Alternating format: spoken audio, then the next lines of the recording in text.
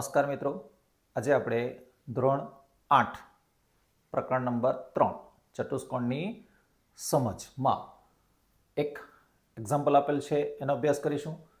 તમને આકૃતિ આપેલ છે એ આકૃતિમાં RISK રેસ્ક અને ક્લુ CLUE એ સમાંતર બાજુ ચતુષ્કોણ છે.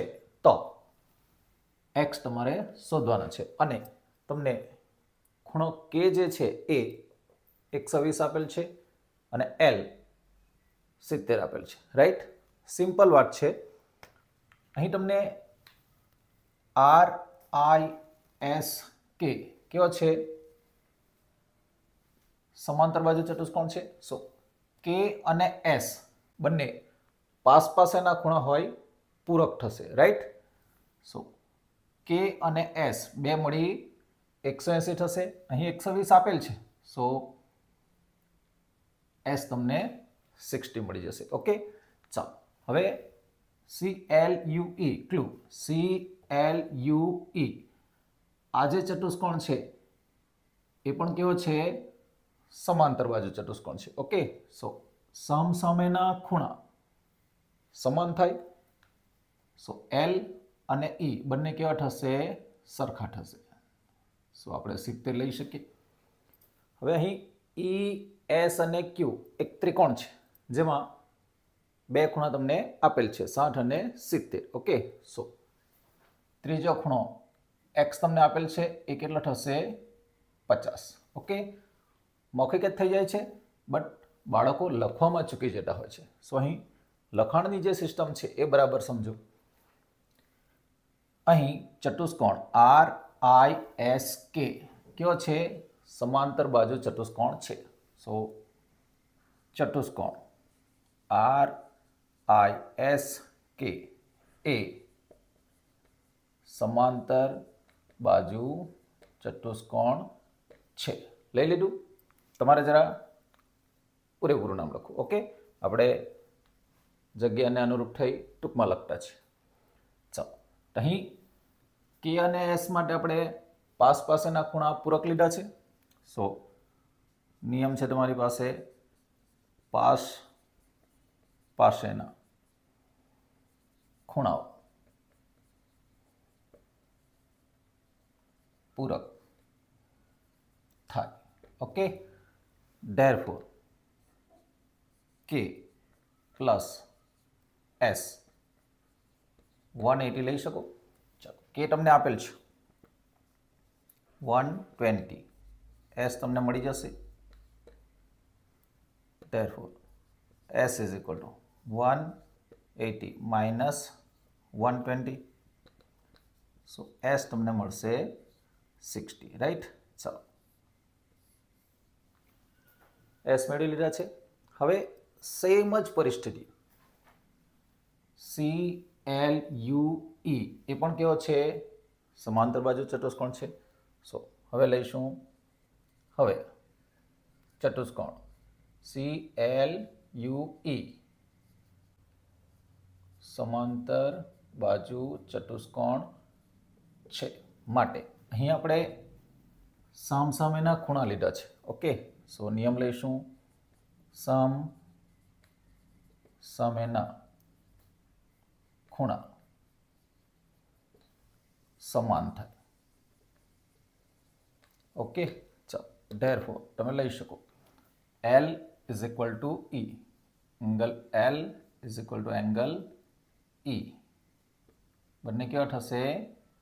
સરખા થશે, જે 70 ના થશે. સો આપણી જરૂરિયાતનો આપણે E અલગ કરી લઈએ છીએ. 70 મળી જાય છે.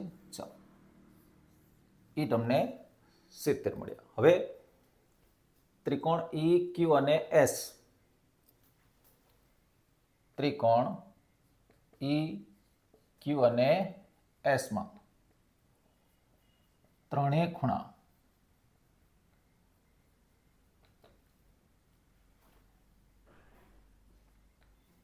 માપ નો સરવાળો 180 લેટા. ઓકે, ચલો શું થશે E plus Q plus S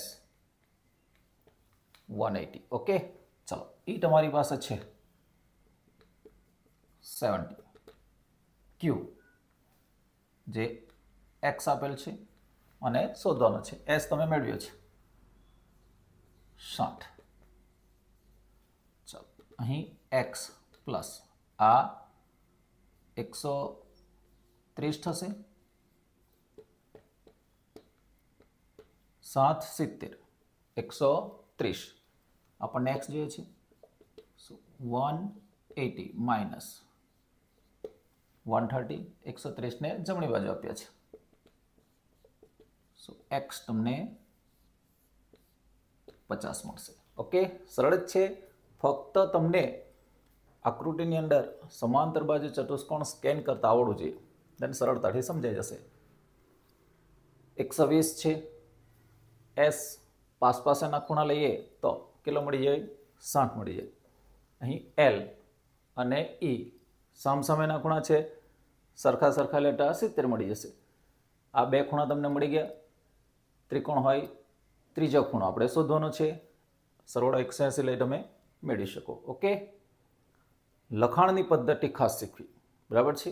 3, 2, 1 next તમને અહીં રન્સ અને ગન્સ બે સમાંતર બાજુ ચતુષ્કોણ આપેલ છે, જેમાં તમને X અને Y મેળવવાનું છે. સિમ્પલ છે.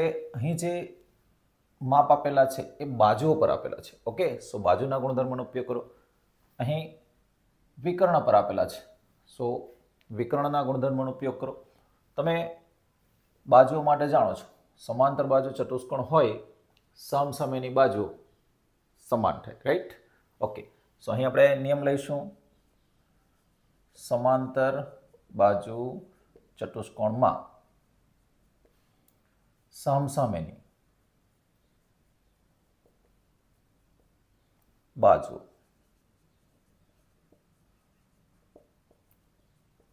સમાન થાય और સરખી હોય, એકરૂપ હોય. ઓકે સો તમે 3x and 18 और SG બરાબર NU લઈ શકો.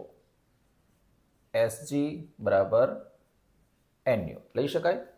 ચાલો SG છે તમારી પાસે 3x, અહીં છે 18. Okay so x is equal to 18/3. અહીં ગુણાકારમાં હતા, ભાગાકારમાં આપી દીધા. સો x તમને મળશે 6. 6 તારી 18. અહીં 3 3 કેન્સલ કરીએ છીએ. ઓકે ચલો એ જ રીતે આ જે GU છે અને SN છે એ બંને કેવા થશે, સમાન થશે.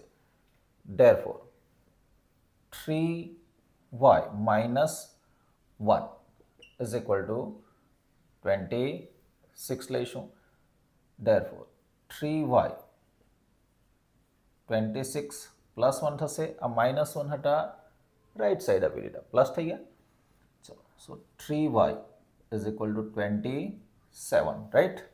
નાવ y is equal to 27 by આ 3 ગુણાકારમાં હોય, ભાગાકારમાં આપીશું. સો y તમને મળશે 9.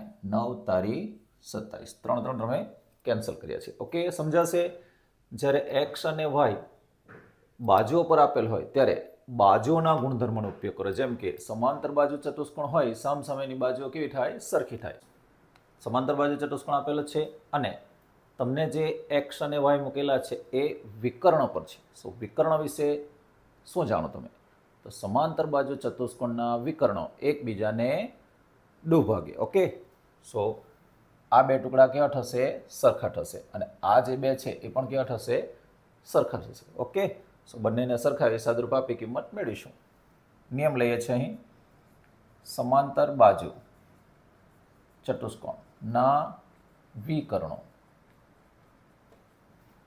પરસ્પર દુભાગે છે. અહીં છેદબિંદુનું નામ આપણે ટી આપેલ છે. ઓકે આકૃતિમાં ન આપેલ હોય તમે આપવું હોય આપી શકો, જેથી વધુ સમજણ મળે. અહીં સમજો છેદબિંદુ જો T હોય તો આ T થી U અને T થી S કેવા થશે? સરખા થશે. સો TU અને T થી S સરખા થશે અને T થી N અને T થી R, TN અને TR બંને સરખા થશે. ઓકે, ચાલો. TU y+7 છે, y+7 છે અને TS 20 તમને આપેલ છે. Therefore y is equal to 20 - 7. Okay, simple જ છે. Therefore y is equal to 13. ચાલો, y તમને અહીં 13 મળી જાય છે, રાઈટ. ચાલો, હવે TN અને TR, TN અને TR, TN છે તમારી પાસે x + y અને TR છે 16, રાઈટ. ચલો, તમને x આપેલ નથી, y અહીં તમે મેળવ્યા છે 13, અહીં y જે મેળવ્યા છે એ અહીં 13 લીધા છે, right. 16. Therefore x is equal to 16 - 13. Therefore x 3 મળશે. ચાલો, અહીં તમને x મળી જાય છે, રાઈટ.